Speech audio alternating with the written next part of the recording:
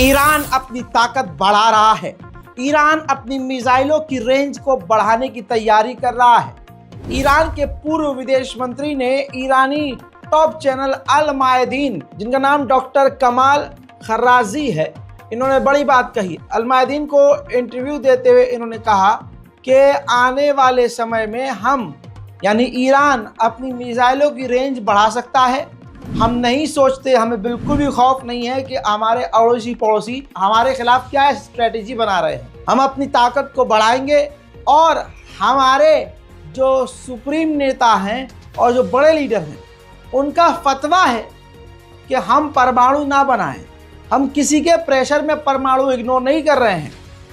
हमारे नेताओं ने खुद मना किया हुआ है, लेकिन अगर हमारे अस्तित्व को खतरा हुआ तो हमें परमाणु बनाने और परमाणु हासिल करने में समय नहीं लगेगा। ये वायरल हो चुका है इनका बयान पूरे यूरोप में, जिसके बाद इजराइल अमेरिका टेंशन में है कि कहीं ऐसा ना हो कि ये बोल तो रहे हों लेकिन इनके पास ऑलरेडी परमाणु बम हो। दूसरी तरफ ताज़ा तरीन अपडेट ये है कि इजराइल को कंफर्म है कि ईरान हमला करेगा, जिसके चलते हुए आज फिर से ताज़ा तरीन अपडेट में पता चला है कि इजराइल लगातार डिफेंस की तैयारी कर रहा है, ईरान के हमलों से बचने की तैयारी कर रहा है। उधर मेरे दोस्तों खबर यह है कि ईरान कुछ ही दिनों में बड़ा हमला इजराइल पर कर सकता है, और खबर यह भी है कि अगर ईरान हमला करेगा इजराइल पर तो डोनाल्ड ट्रंप को बड़ा फायदा मिलने वाला है। वहीं आपको बता दूं, डोनाल्ड ट्रंप का नाम आया है तो ईरान के एक सीनियर अधिकारी ने बताया कि डोनाल्ड ट्रंप जीत की तैयारी में और वो जीत भी सकते हैं, और अगर वो जीते तो दुनिया को और यूरोप को खुश करने के लिए, यहूदियों को खुश करने के लिए ईरान के ऊपर सख्त प्रतिबंध लगाएंगे और बहुत तगड़े पाबंदियां लगाएंगे, जिसके बाद वो ईरान की इकोनॉमी को डायरेक्ट हिट करेंगे और नुकसान पहुंचाएंगे। लेकिन हमारी गवर्नमेंट, ईरान की सरकार पहले से ही डोनाल्ड ट्रंप से किस तरह से निपटा जाए उसकी तैयारी कर रही है। अमेरिका ने जो इराक पर बमबारी की है, हमेशा से ट्रंप उसके खिलाफ रहे हैं। ऐसे में डोनाल्ड ट्रंप का एक अच्छा बयान आया है। इस व्यक्ति ने बड़े चैनल पर इंटरव्यू देते हुए कहा है कि हमने हमेशा क्या किया है, अमेरिका ने हमेशा मिडिल ईस्ट में घुसपैठ की है, बमबारी करी और वापस आ गए हैं।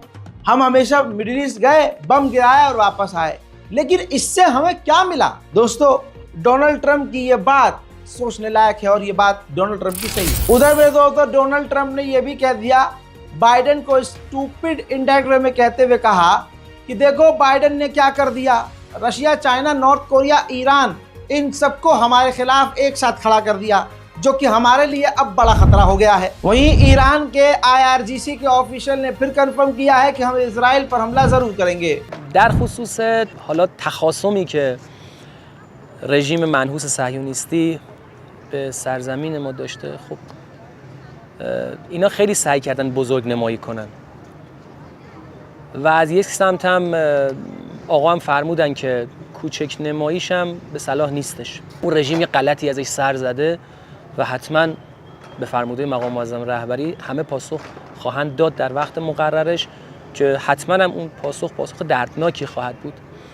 اما من به این رژیم منحوس و علل خصوص این دلغک سینمایی منحوس و مطرود جامعه بشری، این قاتل زنان و کودکان بی‌دفاع و مظلوم، این نتانیاهوی جنایتکار میگم، تو زمانی که حتی اعلام آژیر خطر هم میشه، در پناهگاه‌هایی که در اعماق زمین درست کردید اونجا قایم میشی.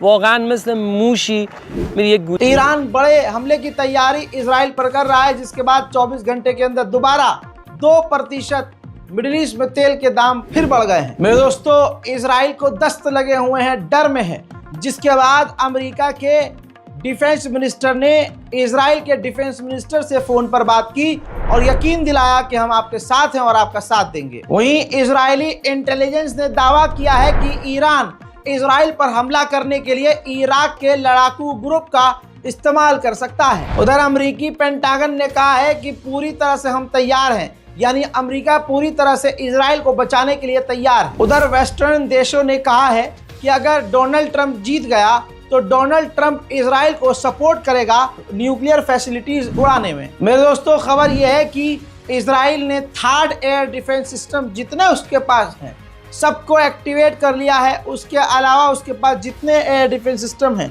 सब उसने ऑन कर दिए हैं और इजराइल के ऑफिशियल कह रहे हैं कि अभी भी ईरान सोच रहा है कि हमला करे कि नहीं करे।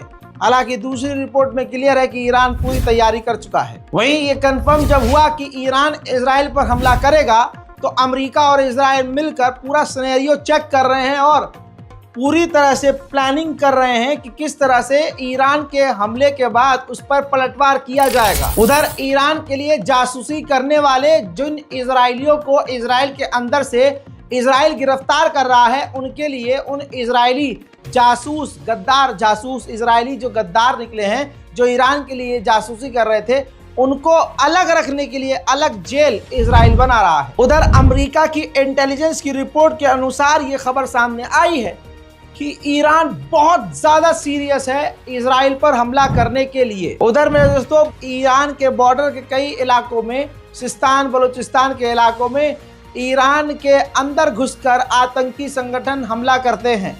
वो पता नहीं किसके कहने पर करते हैं, लेकिन करते हैं। तो ये ताज़ा तरीन खौफनाक मंजर देखिए, चुचुर मुचुर आतंकी संगठनों को डराने धमकाने के लिए बॉर्डर पर ईरान खतरनाक ड्रिल कर रहा है। उधर ईरान के अंदर ताज़ा मंजर दिखा रहा हूँ, जो हिजबुल्लाह के हाशिम शफीउद्दीन जो शहीद हुए हैं नसरुल्लाह के बाद, जिनको लीडर बनना था, ईरान के अंदर उनके लिए दुआ की गई, ईरान के अंदर उनके लिए प्रोग्राम किया गया, मजलिस की गई और एक इवेंट ऑर्गेनाइज किया गया जहां हिजबुल्लाह के लीडरों की तस्वीर, हिजबुल्लाह के झंडे नजर आ रहे थे। उधर इजराइल के अखबार जेरूशलम पोस्ट ने कहा है कि इजराइल को अब ईरान के न्यूक्लियर फैसिलिटी पर हमला कर देना चाहिए, जिन हमलों को ईरान रोक ही नहीं सकता। मेरे दोस्तों, फिलहाल के ईरान के ताज़ा तरीन अपडेट में अभी तक के लिए इतना ही।